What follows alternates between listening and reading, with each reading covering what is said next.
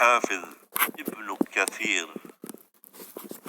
jika menafsirkan ayat alla taziru waziratu wizra ukhra wa an laysa lil insani illa ma sa'a, bahwa seorang yang berdosa tidak akan menanggung dosa orang lain, dan bahwasanya manusia tidak akan memperoleh kecuali dari apa yang dia usahakan. Surat An-Najm ayat 38 dan 39.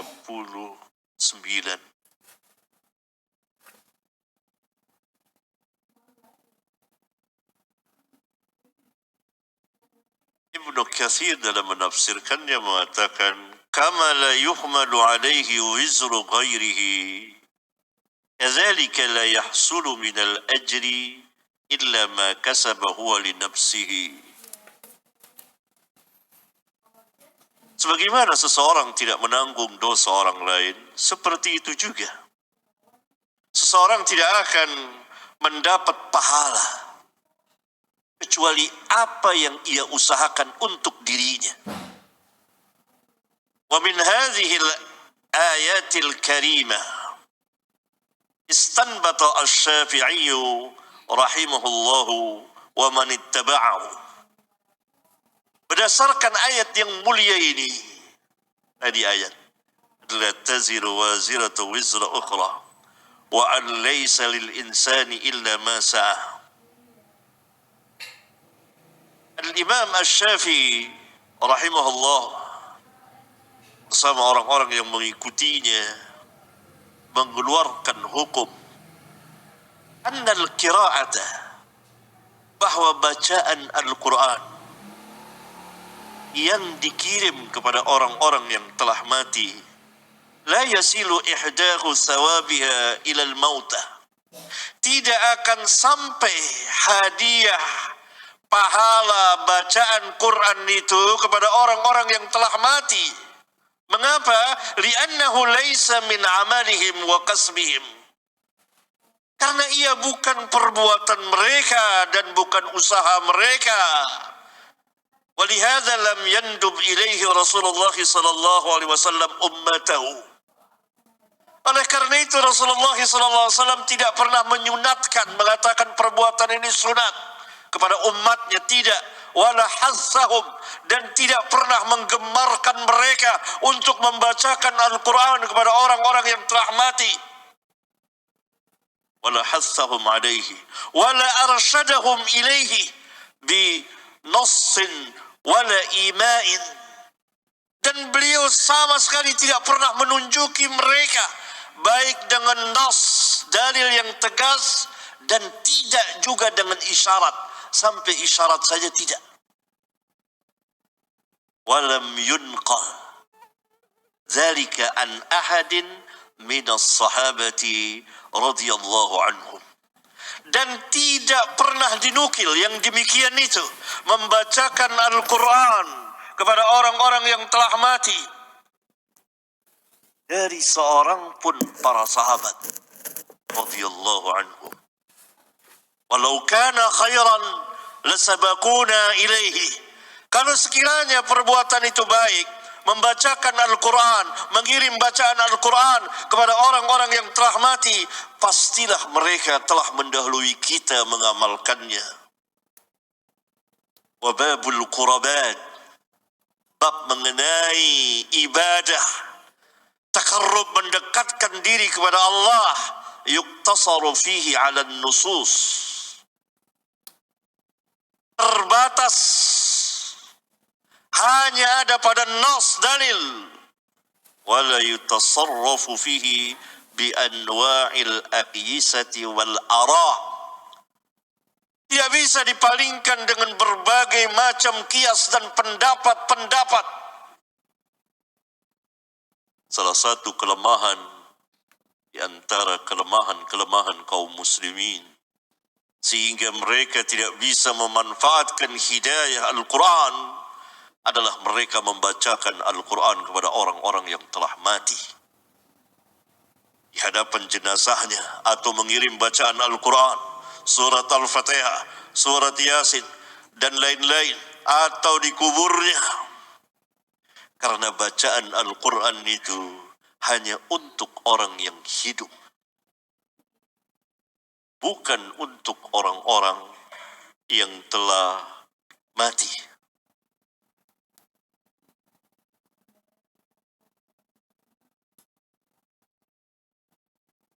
Bahwa manhaj salaf adalah manhaj yang hak. Ini adalah perkataan al-ulama. Tidak ada seorang pun ulama yang mengatakan bahwa manhaj salaf bukan manhaj yang hak. Tidak ada. Dengan kesepakatan ijma' para ulama bahwa manhaj salaf adalah manhaj yang hak. Gimana tidak hak? Padahal mereka tersebut dalam Al-Quran dipuji dan disanjung Allah di dalam Al-Quran. Dan Allah Subhanahu wa ta'ala mewajibkan mengikuti perjalanan mereka. Tidak boleh menyelisihi, menyimpang, menyalahi perjalanan mereka. Demikian juga Rasulullah SAW di banyak hadis beliau. Ia adalah Islam yang hakiki, yang dibawa oleh Nabi yang mulia sallallahu alaihi wasallam. Sedangkan selain dari manhaj ini adalah sesat dan menyesatkan, dan termasuk dari ahli bid'ah. Karena itu para ulama tidak pernah mengatakan bahwa manhajnya Khawarij hak. Tidak. Manhaj Khawarij sesat dan menyesatkan. Dan manhaj Khawarij berbeda dengan manhaj para sahabat. Tidak ada seorang pun ulama yang mengatakan bahwa manhaj Rafidah berada di atas kebenaran. Tidak. Semuanya sepakat bahwa manhaj Rafidah sesat dan menyesatkan. Bahkan sebagiannya telah keluar dari Islam. Orang-orang, yaitu orang-orang yang menuhankan Ali bin Abi Thalib radhiyallahu ta'ala anhu.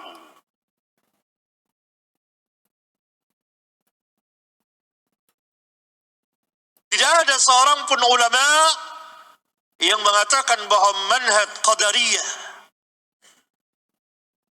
itu hak, benar adanya. Tidak ada. Semuanya mengatakan sesat dan menyesatkan.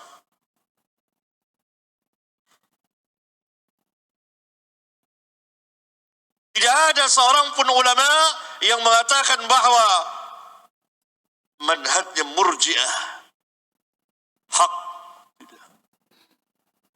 Mereka sepakat mengatakan sesat dan menyesatkan. Saya sebut 4 sekte atau kelompok ini karena keempat firqah ini ada pada masa para sahabat ridwanullah alaihim jami'an, berhadapan dengan para sahabat.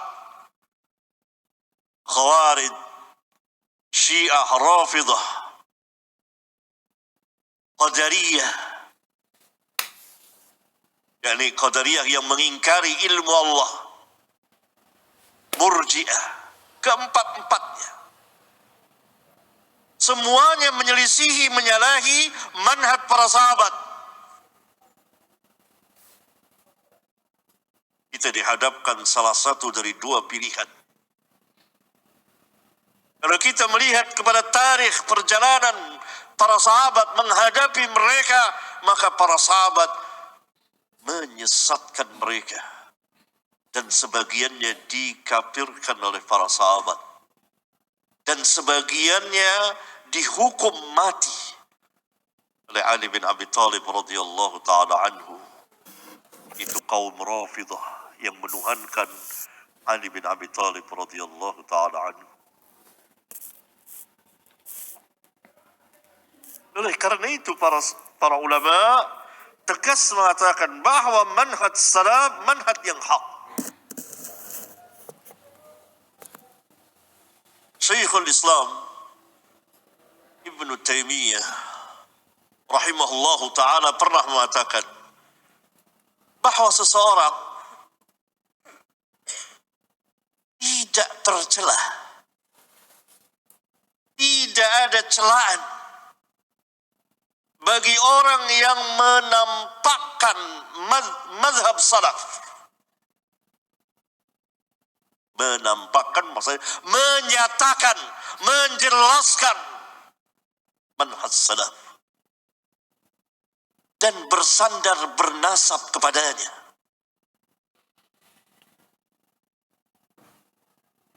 Bahkan wajib diterima yang demikian itu darinya. Bernasab bersandar kepadanya maksud mengatakan saya salafi. Karena makna salafi adalah nisbah kepada kaum salaf.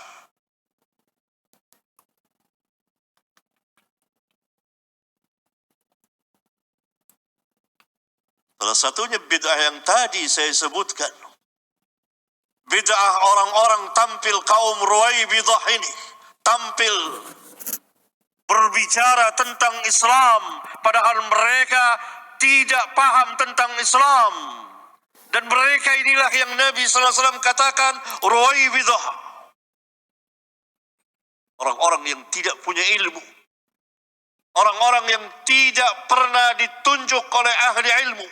Orang-orang yang tidak pernah dipuji oleh ahli ilmu.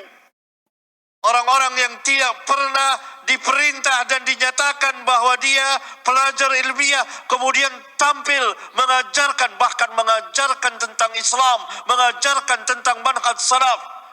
Ini bid'ah besar di dalam Islam.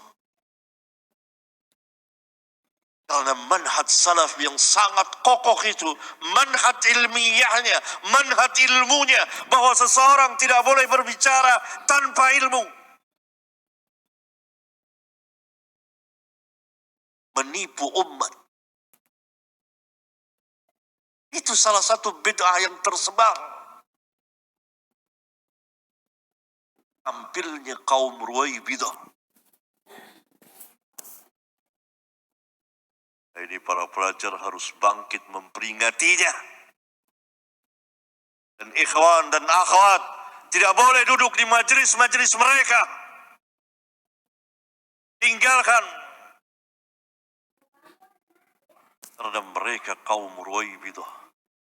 Ini bid'ah muncul pada akhir zaman. Yang para sahabat sangat marah dan murkanya kalau mengetahui ada orang tampil berbicara tentang Islam tanpa ilmu. Karena Islam itu, kekuatan Islam itu dengan ilmu.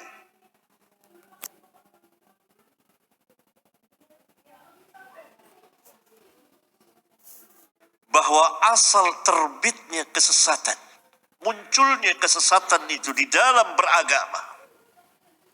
Ada perhatian serius. Bahwa asal terbitnya kesesatan di dalam beragama ialah karena kejahilan dan penyimpangan dari manhaj yang hak ini.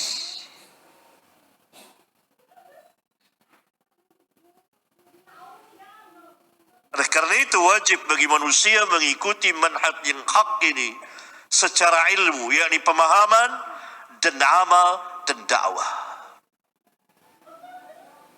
Munculnya kesesatan itu, munculnya bid'ah di dalam agama itu karena dua sebab.